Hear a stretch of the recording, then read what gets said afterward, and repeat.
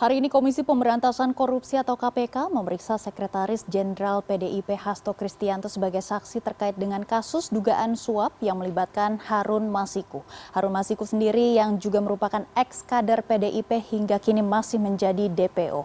Sudah bergabung bersama kami produser lapangan CNN Indonesia Putri Demes di Gedung KPK Jakarta. Selamat siang Demes, apakah Hasto sudah hadir di sana dan sebelumnya Hasto juga mengaku siap menghadiri pemanggilan KPK. Apa yang menjadi pertimbangan Hasto tersebut? Selamat siang, Maggie. Terkait pertanyaan Anda, apakah Hasto Kristianto memenuhi panggilannya hari ini? Tadi kami awak media yang berjaga di sini ini mendapati Hasto Kristianto, Sekjen PDI Perjuangan datang di Gedung Merah Putih KPK ini pukul 9.40. Ini jauh lebih awal dari jadwal yang sudah diumumkan oleh penyidik KPK, yakni di pukul 10 pagi. Dan tadi Hasto ini datang didampingi oleh dua kuasa hukumnya, yakni Roni Talapesi dan juga Pak Tasen. Dan seperti yang Anda katakan tadi, bahwa di kesempatan sebelumnya ini Hasto berkali-kali menyebutkan bahwa ia berkomitmen untuk memenuhi panggilan KPK pada hari ini sebagai saksi dari kasus dugaan gratifikasi yang dilakukan oleh ex-kader PDIP Harun Masiku yang juga merupakan DPO sejak Januari 2020. Dan di dalam pernyataannya tadi sebelum memasuki ruangan penyidikan, tadi Hasto juga sempat menyatakan bahwa ini adalah komitmennya sebagai warga negara Indonesia yang baik untuk memenuhi panggilan sebagai saksi. Dan dalam kesempatan sebelumnya ini Hasto juga sempat menyebutkan bahwa KPK ini adalah lembaga anti rasuah buatan dari Megawati Soekarno Putri yang merupakan Ketua Umum dari PDI Perjuangan, dan ini menjadi bentuk komitmennya sebagai kader PDIP untuk menjaga, memiliki spirit untuk reformasi hukum, untuk kemudian memperbaiki adanya berbagai pengungkapan kasus korupsi, kolusi, dan nepotisme yang sudah terjadi di Indonesia. Dan hari ini tadi juga dalam kesempatan bersama doorstop bersama teman-teman media, ini kesempatan kuasa hukum ini menyatakan juga kepada kami bahwa sebenarnya Hasto ini dipercaya oleh kuasa hukumnya tidak terlibat di dalam kasus gratifikasi yang dilakukan oleh Harun Masiku.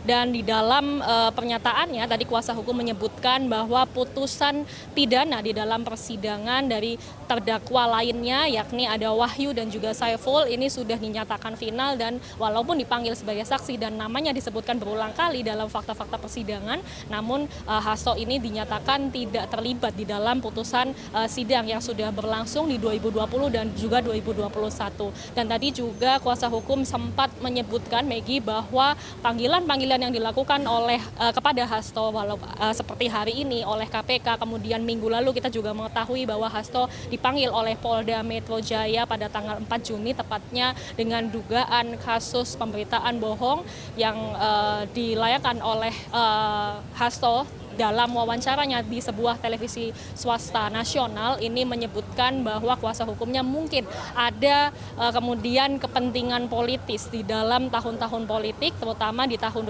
2024 ini akan segera menghadapi pilkada. Namun meski begitu, kuasa hukum tadi juga sempat menegaskan kembali bahwa apa yang dilakukan Hasto hari ini adalah pemenuhan panggilan komitmen sebagai warga negara yang baik. Kalau kita menilik, Maggie, seperti apa sebenarnya kasus dari dugaan gratifikasi dari Harun Masiku ini sebenarnya bermula sejak KPK ini menetapkan 4 tersangka di dalam kasus dugaan suap pergantian antar waktu atau PAW anggota DPR pada periode 2019 sampai 2024. Dan Harun Masiku ini sebagai salah satu dari 4 tersangka ini diduga menyuap komisioner KPU Wahyu Setiawan sebesar 1,5 M untuk meloloskannya sebagai anggota DPR, di mana pada saat itu sebenarnya hasil pemilu 2019 Harun Masiku ini menempati urutan suara terbanyak ke-6. Dan kemudian ada calon legislatif yang seharusnya dilantik, yakni Nasaruddin Kemas, yang kemudian meninggal dunia dan harus digantikan. Dan menurut Undang-Undang Pemilu seharusnya digantikan oleh calon legislatif di urutan kedua terbanyak. Namun kemudian Harun Masiku di urutan ke-6 ini bisa naik dan kemudian menggantikan legislatif yang meninggal dunia tersebut untuk kemudian bisa mengisi kursi parlemen. Namun kemudian Hasto ini sempat menyebutkan pada tahun-tahun tersebut di tahun 2020 bahwa semua yang sudah dilakukan termasuk terpilihnya Harun Masiku menjadi anggota legislatif ini sudah memenuhi proses PAW di dalam internal partai sendiri, yakni di tersangka lainnya yang kemudian sudah ditetapkan sebagai terdakwa dan sudah dipidana adalah selain Harun Masiku adalah Wahyu Setiawan, ini adalah komisioner KPU, kemudian Agustiani, ini adalah mantan anggota Bawaslu, dan juga Saiful Bahri yang juga merupakan ex-kader PDIP. Dan kemudian keberadaan Harun Masiku ini menjadi pertanyaan bagi penyidik, kemudian juga bagi publik semuanya, bahwa Harun Masiku sampai hari ini dari 4 tahun kasus sejak 2020 ini tidak diketahui keberadaannya. Ada berbagai informasi simpang siur, Maggie, tentu saja pada 2020 setelah beberapa hari sebelum ditetapkannya OTT oleh KPK terhadap 3 tersangka lainnya, ini